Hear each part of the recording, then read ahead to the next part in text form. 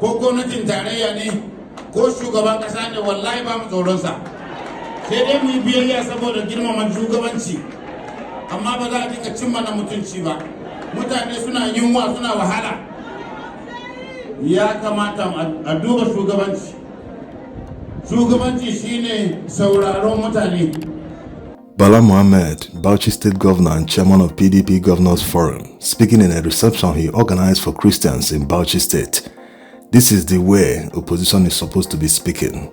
Tinubu used to speak this way when he was in opposition. They are behaving as if they are afraid.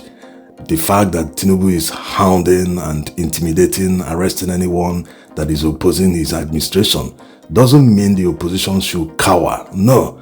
If they speak this way, they will be giving Nigerians the motivation to at least speak up also. Let's hear what he said in Hausa. I call on you to pray for Nigeria and pray for all the leaders of Nigeria, including my humble self, because Nigeria needs prayers. We are facing difficulties. There is a lot of wahala. There is a lot of hunger, and it is something that we have to pray for God to obliterate. We have to say it, but certainly we are not insulting anybody. We are calling on the presidency and the federal government to change their style. Whenever a policy is not popular, they should listen to the people. They should not be arrogant and think that whatever we bring must be. This is not an oligarchy. This is not a military rule. They must listen to the people, and that is what makes a good leader.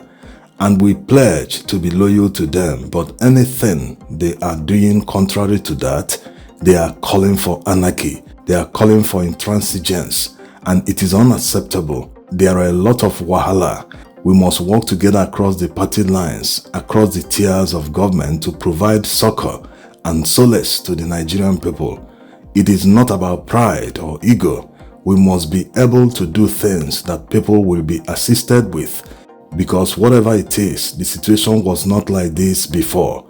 If the situation was bad before I came, tell me, and I must change, and that is why the presidency must listen to the cries about tax reform.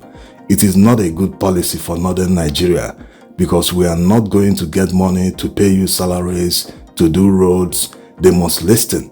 Otherwise, they are calling for anarchy, and that is not good. We voted for the presidency in this state and other states. They must listen to us. They must not come up with policies that favor only one section of the country or even one state in the country. It is not about religion. It is not about tribe. It is about national unity. It is about national hegemony, and this is what we are all about: good leadership. We will continue to be loyal for the time being. If the situation persists, they will see our real color. We are going to fight for it.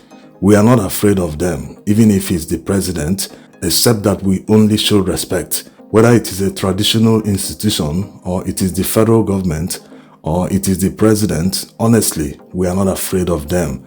But we can only show our obedience and respect to leadership, but we will not allow anyone to denigrate us. People are suffering and are hungry. They need to look at their leadership style. Leadership is listening to the people and being sensitive to their feelings. Leadership is doing what the people want. But I appeal to you that since we've endured to this point, we should continue to be more patient, because living in peace is what we need. We should continue to pray for the president and his government that God will make them listen. May God make them change their minds and policies in a way that will be beneficial to all Nigerians, in a way that will drive away hunger, the insults, insecurity, and all the things they want to bring that will cause division among Nigerians. Thinking that whatever they come, it must be. This is not an oligarchy. This is not a military rule. They must listen to the people.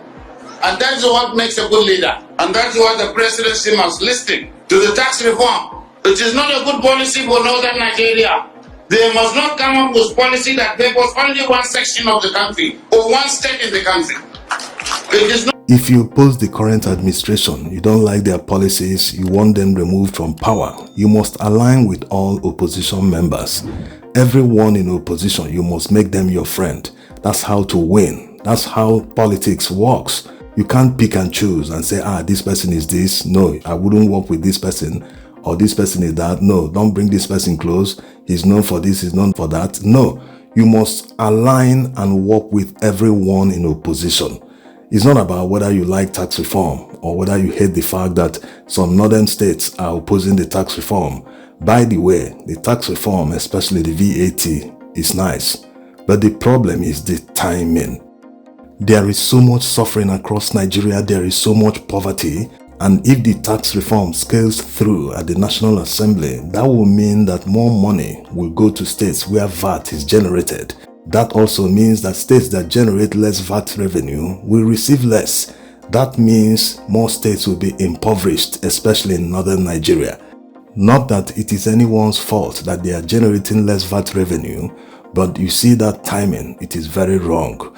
Just like the petrol subsidy and naira devaluation, the way it was done is still wrong. It remains wrong till today. It should have been done gradually, a gradual removal of petrol subsidy. And now they are trying to do the same thing with VAT. If they cut it off suddenly, it will lead to massive poverty at a time when they have brought so much poverty across Nigeria. The more you have people in poverty, the more there are crimes everywhere. We're already dealing with a lot of security challenges in Nigeria. We can't solve them. More than a decade, we've had Boko Haram and other terrorist organizations. And now they want to suddenly cut off the revenue of some states. It is not only northern states that will bear the brunt. Some southern states also do not generate enough VAT revenue. And if they truly believe in their reforms, the way they are marketing the reforms to Nigerians, if they truly believe that things will materialize in Nigeria in the nearest future, then why not wait until it materializes before implementing the tax reforms? Yes, there's no need to implement it now. Why the rush? Because that will obviously lead to more poverty across Nigeria.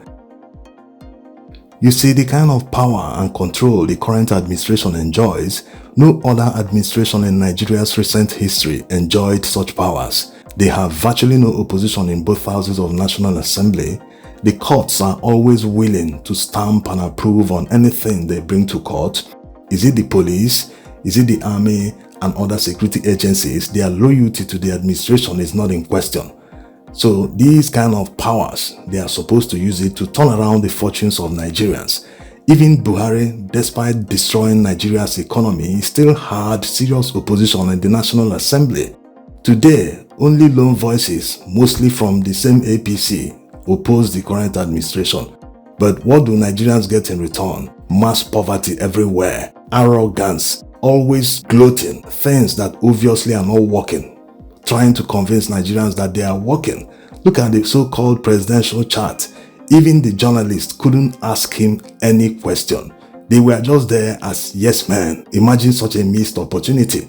I have some of your supporters say you are not like Jonathan. We will win you and you will go.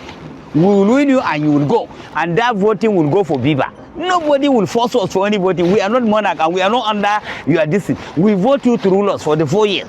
Nobody will go for 6 years and nobody will carry that back to that ballot paper where you will carry it, go Lagos in your house, continue to print it. You say you win election. No way, Oga.